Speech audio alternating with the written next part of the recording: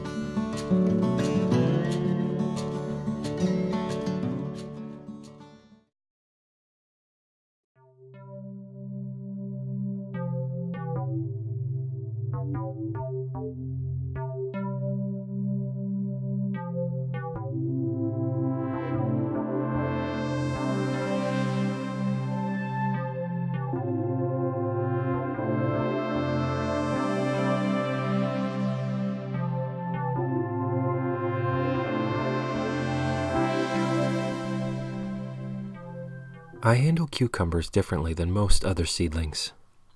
In previous videos, I've talked about the benefits of pricking out seedlings, but not all seedlings are created equally. Conventional wisdom, or at least what I've found in most gardening books with how-to information related to planting seeds and seedling care, indicates that cucumbers, and most other members of the cucurbit family, do not tolerate disruption or even handling of their root systems. So most people recommend either direct seeding your cucurbits or planting in pots large enough that you don't have to transplant them.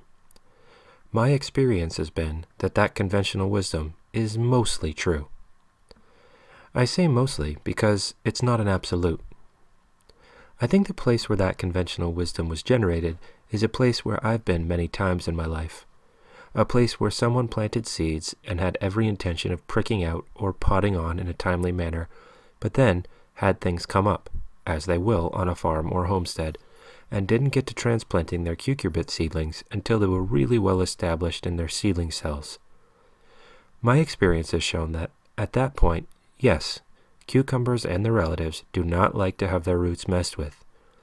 Trying to transplant out of a 2-inch cell when the cucumber has true leaves and roots filling the soil volume is not good for those particular plants. With other cultivars, you could get away with that. However, if you're able to manage your time in a way that allows you to monitor the cucumber plants and you can transplant as soon as you see them break through the soil, you should be fine. At this point, their roots should not have reached the sides of the plastic cells, with the possible exception of the taproot, which grows surprisingly quickly. Charles Dowding, a farmer in Somerset, England, who I've mentioned previously, recommends you prick out all of your seedlings, no matter the variety, as soon as possible. He says conventional wisdom tells people to wait until there is a true leaf, but he indicates his experience is that is not necessary and, in fact, makes pricking out harder because the taproot is longer. I have been experimenting since hearing his advice, and to some extent, I think he's correct. However, I think it's possible to go too far the other way, pricking out too early. It certainly is easier to get a taproot into a dibbled hole the shorter that taproot is, but there is a point where it's too difficult to prick out if the part of the plant that's above the soil isn't large enough, or far enough along, to hold on to. There's a sweet spot. On cucumbers, however, I think it makes sense to pot on as soon as possible, and this is one of the few plants I personally recommend not pricking out. Rather, I transplant using the traditional method of putting the entire seed cell into a larger pot nearly filled with planting medium.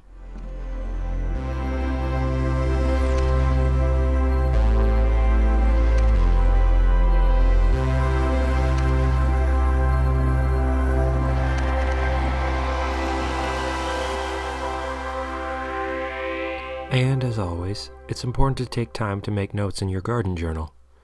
In this case, I'm going to make a note that I potted on cucumbers in the evening on April 18th.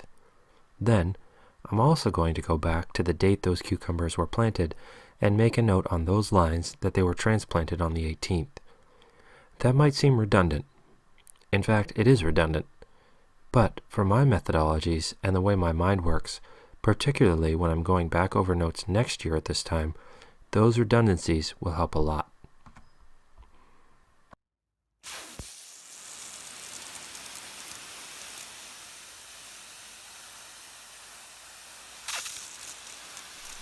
This is called a faucet nozzle. I have 2 of them, and I bought them, well, it must be nearly 15 years ago at this point. I think, at the time, I spent about $10 for one. I highly recommend this nozzle. I only use it about 2 months a year, but it does exactly what it's supposed to do. It disperses a large volume of water, but does so in a way that delicate, tiny seedlings can handle. Well worth the investment.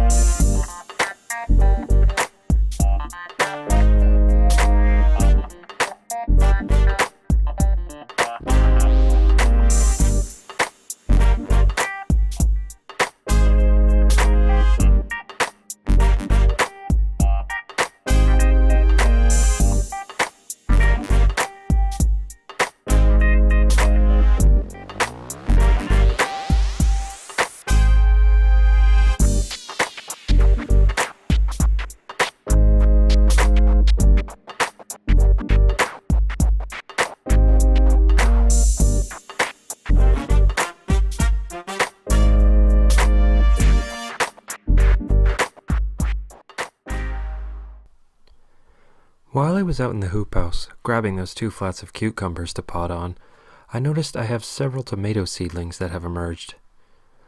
Unlike cucumbers, I highly recommend pricking out tomato seedlings. I love tomatoes, not only for the fruit, but for the remarkable qualities of the plants that bear those fruits. Tomato plants are able to tolerate a remarkable amount of neglect and abuse and still produce a crop. Pricking out seems to be absolutely nothing to a tomato seedling, and pricking out tomatoes allows for an easier time burying the seedling. Tomatoes have a wonderful ability to form roots anywhere along their stem with remarkable ease. So, when I prick out, I plant them right down to the cotyledons, and, since they're so forgiving, I do it as early as possible after emergence.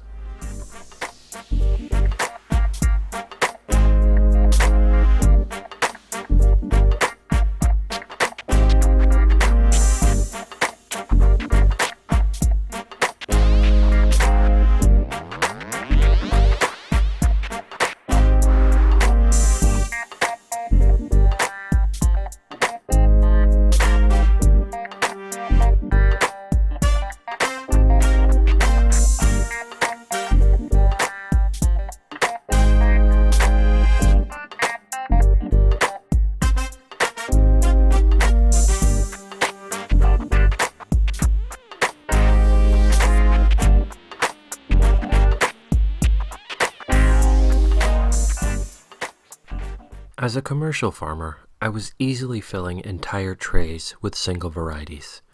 But as a homesteader, I found that rarely happens. But I need to keep track of where one variety ends and the next begins. And for that, I use old corrugated cardboard. It's something we always seem to have on hand, and even if it weren't, it's easily obtainable. If I was ever short on cardboard, I'd go to the dump and just ask. I'd probably get more than I could ever use, for free. And I don't care if it gets ruined, which it absolutely will after being sprayed with water repeatedly for a couple months while these plants grow. Even as it breaks down, it will remain a barrier between varieties. In a month, I won't be able to see down into this tray past the dense biomass of these tomatoes, but when I'm out in the hoop house transplanting, I'll get to this cardboard and know that I need to put out another variety sign.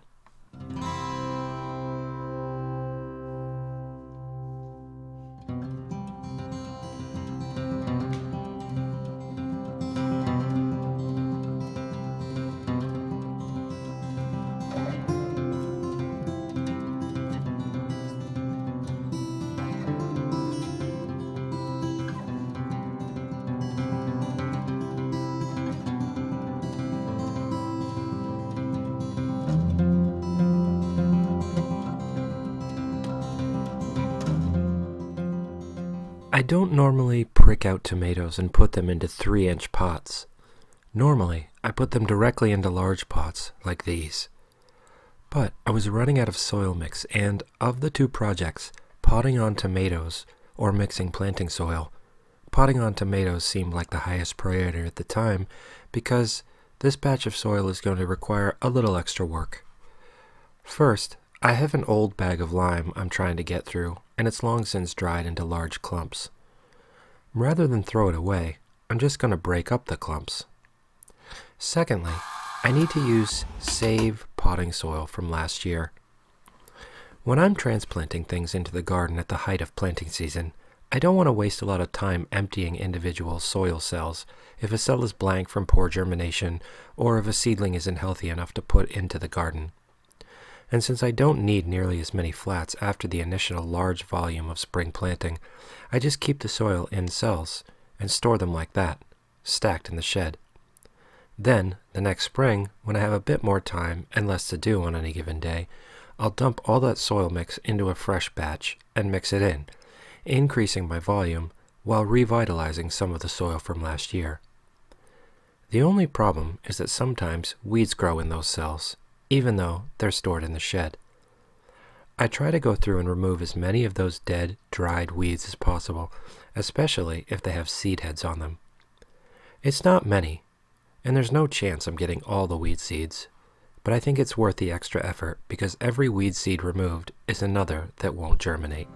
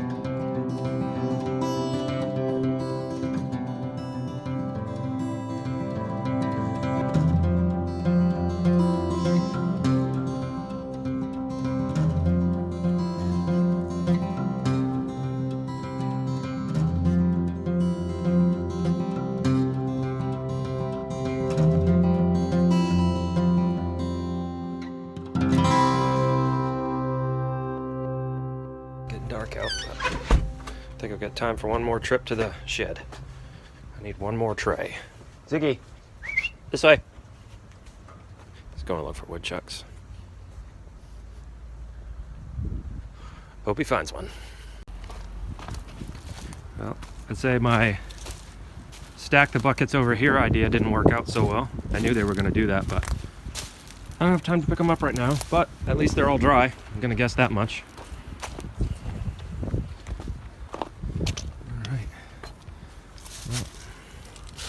Let's see here. All right, me first. Don't be stepping on my tomatoes. Watch out. Oh, good boy.